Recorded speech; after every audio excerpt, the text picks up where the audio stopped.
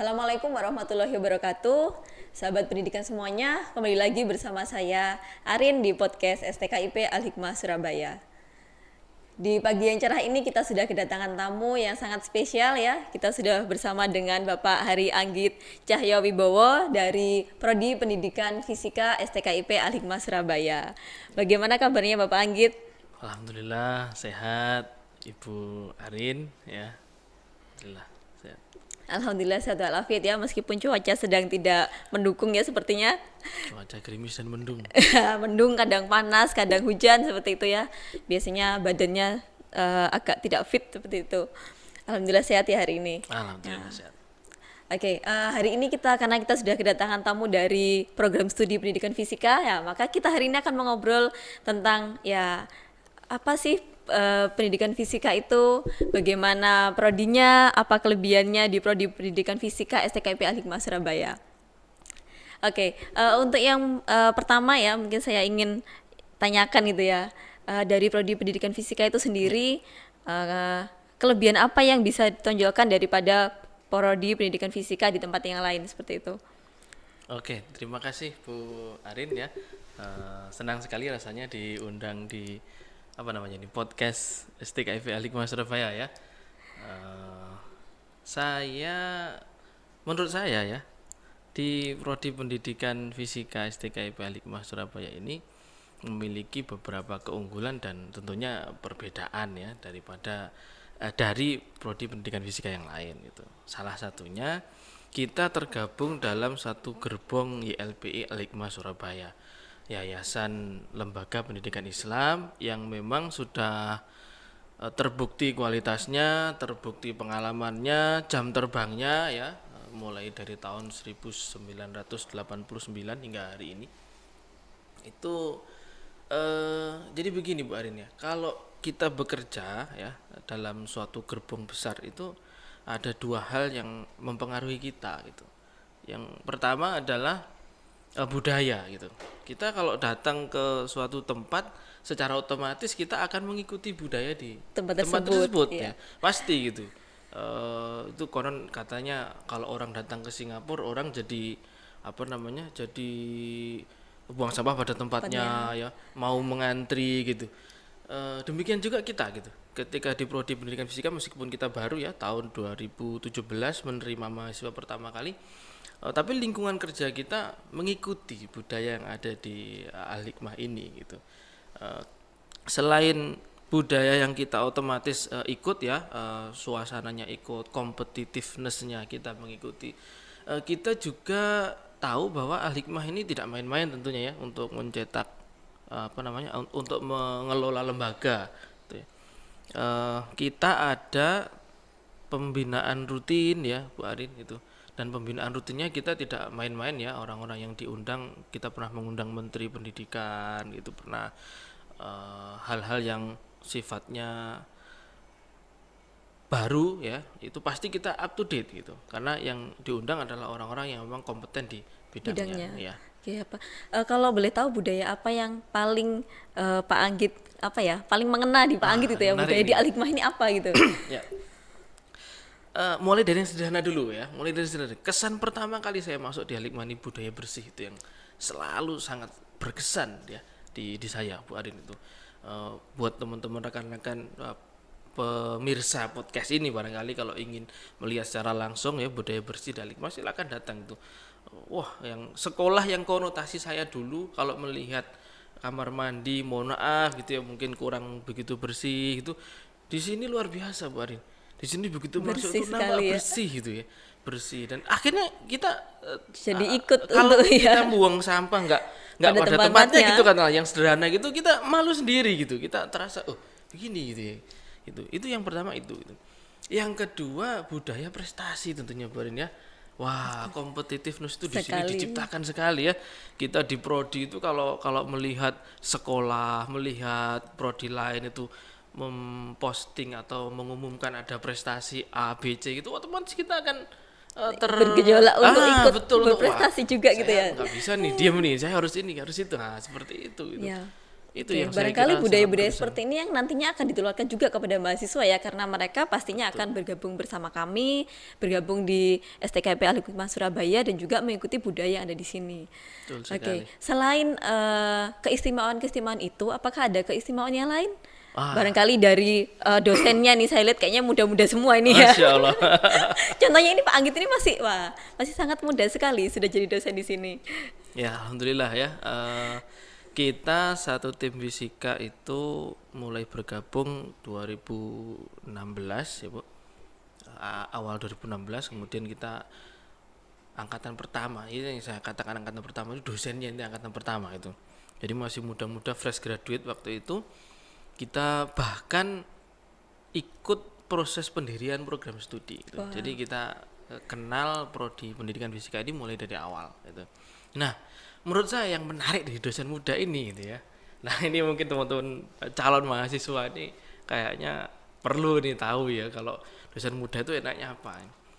Yang pertama, kalau diajar oleh dosen muda itu pasti asik. Karena saya rasa seumuran ya. Wah, betul sekali.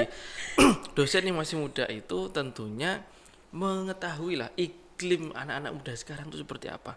Ya bahasa-bahasanya muda sekarang seperti apa. Perkembangan-perkembangan yang sekarang ada di anak muda itu seperti apa itu. Jadi bayangkan kalau kita belajar dengan seseorang ya yang secara kapasitas kompeten tapi orangnya itu juga Bisa supel, mengerti bisa ya. bergaul dengan kita itu tentunya sangat luar biasa sekali. Ya, itu menjadi Itu salah satu nilai plus gitu ya. Ya. Kalau misal kita kuliah dengan dosennya yang muda gitu ya, pastinya juga nggak kolot ya. Karena Pasti.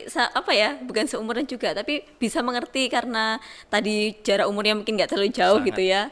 Oke, ini salah satu keunggulan dari Prodi Fisika STKIP Al Hikmah Surabaya. Barangkali bisa diceritakan Pak Anggit poin-poin yang lain. Oke, sebelum ke poin yang lain ya, salah satu keunggulan lagi tentang dosen yang masih muda itu Barin ya. Dosen kalau masih muda ini buat teman-teman juga perlu tahu gitu ya. Energik itu penting ya. Energik itu penting, ya, punya energi yang besar dan biasanya dosen muda ini yang nantinya itu banyak mobile Bu gitu. Sehingga perkembangan tentang keilmuan sendiri pun juga Berkembang ya. berkembang dan lebih up to date insya Allah seperti itu.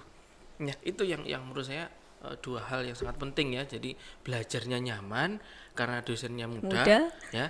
Dan yang kedua informasi-informasi pun juga lebih up to date. Oke. Nah, itu. Dan ini juga masih nyambung dengan yang poin pertama tadi ya, bahwa di Al Hikmah ini ada budaya belajarnya sangat luar biasa Betul. sekali ya. Jadi kalau sudah diajar oleh dosen muda, kemudian di sini juga ada budaya belajar gitu ya. Wah, ini sangat mantap sekali. Mahasiswanya mau tanya apa saja bisa dijawab gitu Insya ya. Allah. Oke, kalau terkait dengan mahasiswa gitu ya. Oke. Mahasiswa yang diajar oleh dosen muda, apakah pernah ada testimoni dari mahasiswa atau celutukan oh dosennya kalau muda itu ternyata lebih ini ya, lebih skripsinya cepat selesai misalkan seperti itu, apakah ada Pak Anggit ya? Ya ada lah pasti ya, karena ini contoh sederhana saja gitu. Di mana sih ada mahasiswa yang bisa katakanlah main renang bareng atau mungkin main futsal bareng sama dosennya gitu ya, main bulu tangkis bareng gitu ya. Itu pasti sangat jarang lah kita kalau mencari kampus bagaimana antara dosen dan mahasiswa itu sedekat Sangat, itu gitu ya. Apalagi kalau berurusan dengan skripsi ya Bu Arin ya. Kita bisa membahas skripsi itu, saya sendiri Dimana pernah saja gitu ada ya. pengalaman tuh di warung kopi itu ya, itu membahas tentang skripsinya mahasiswa, membahas tentang proyeknya setelah lulus itu kemana-kemana, itu pernah itu terjadi gitu. Dan itu saya kira kalau dosennya nggak mudah kayaknya nggak sulit bisa ya ya. kayaknya. Iya, Kayaknya iya, nggak iya, sulit. iya. Karena mobilnya juga mungkin nggak bisa seluas dosen-dosen Betul. yang muda juga gitu ya. Jadi ini salah satu kelebihan juga kalau dosennya muda, kemudian bisa bimbingan di mana saja. Berarti tingkat kekeluarganya juga sangat erat gitu ya di pendidikan Insya fisika Allah. ini ya. Oke, Jadi antara dosen dan mahasiswa ya tetap ada saling menghormati gitu ya, karena dosen dengan mahasiswa, tetapi rasa kekeluarganya di sini sangat erat sekali. Oke, bicara tentang skripsi ya, berarti setelah lulus skripsi nanti akan lanjut ke dunia kerja gitu ya. Iya. Kalau peluang kerja dari lulusan fisika sendiri bagaimana Pak Anggit? Oke, peluang kerja ini kami membagi dua sebetulnya. Kami selalu percaya dengan istilah itu begini kira-kira. Kalau mau menguasai sesuatu, ya itu tidak perlu terlalu banyak tapi dalam. Ya. Tapi kita itu perlu tahu banyak sesuatu meskipun tipis apa meskipun tidak terlalu dalam gitu lah.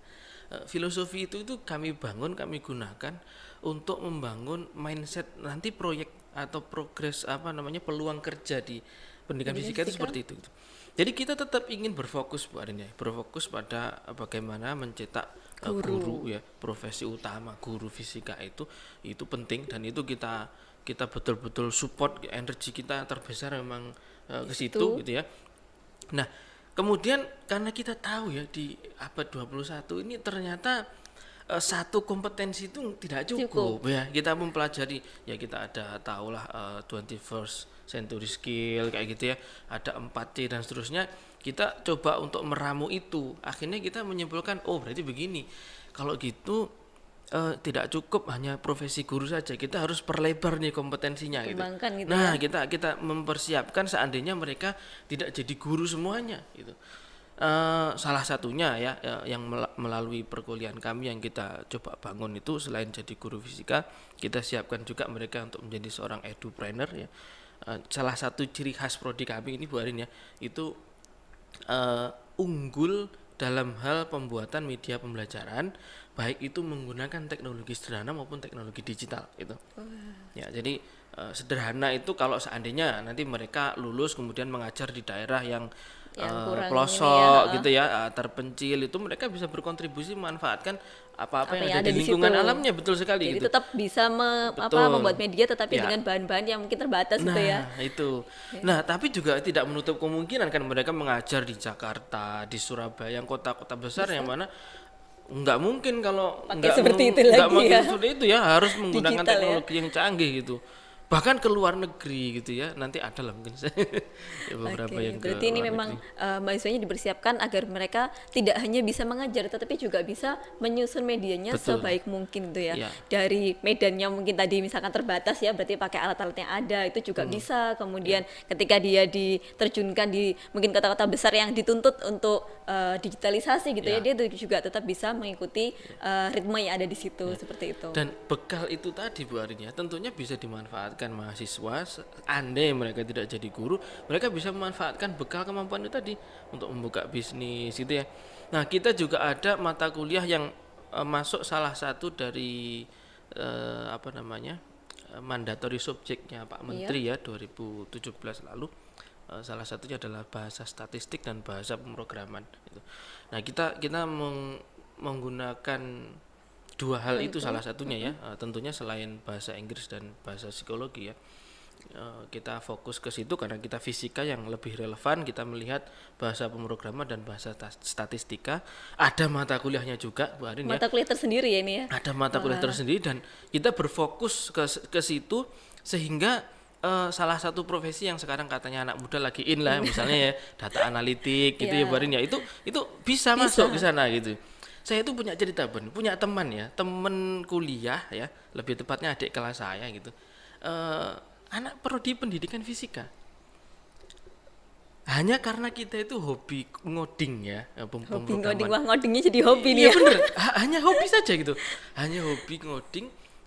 Karena dia perjalanan hidupnya ya dinamis lah ya, akhirnya beliau melamar pekerjaan data science ya di Jakarta.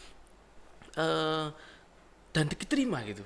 Padahal dia anak prodi pendidikan fisika ini gitu. Dia diterima di sana dan tahun kedua tuh gajinya sudah 2 digit Bu. Wah. Itu dan kerjanya dia tidak perlu ke Jakarta kan, unik mobile kan? Berarti ya? Iya, kerjanya di rumah gitu. Dia meremote aja pekerjaannya gitu. Hanya karena hobi itu tadi gitu. Bahkan ketika dia sudah bekerja beberapa kali masih tanya ke saya, diskusi ini kira-kira solusinya bagaimana. Hanya modal itu. Nah, bayangkan kalau itu yang hanya hobi ya, kebetulan bisa seperti itu. Nah, ini yang beneran masuk di kampus ya? disiapkan, kurikulumnya ada, mata kuliah aja, insya Allah akan lebih mantap lagi, insya Allah seperti itu Bu Arin.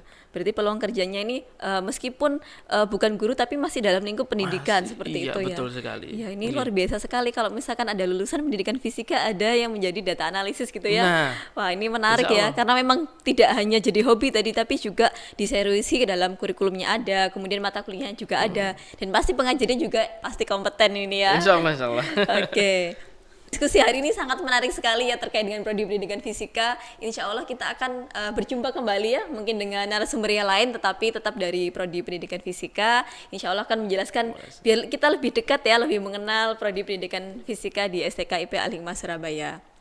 Jangan lupa kami masih membuka pendaftaran ya Pak Anggit ya. Bagi Masih, teman-teman yang ya. ingin bergabung di prodi pendidikan fisika ya, nanti akan ketemu Pak Anggit ini pengajarnya. Insya Masih Allah. muda, energik, nah hobi ngoding, nah nanti bisa menjadi data analis ini sepertinya nih teman-teman semuanya. Oke, terima kasih, sampai jumpa di podcast selanjutnya. Wassalamualaikum warahmatullahi wabarakatuh. Waalaikumsalam warahmatullahi wabarakatuh.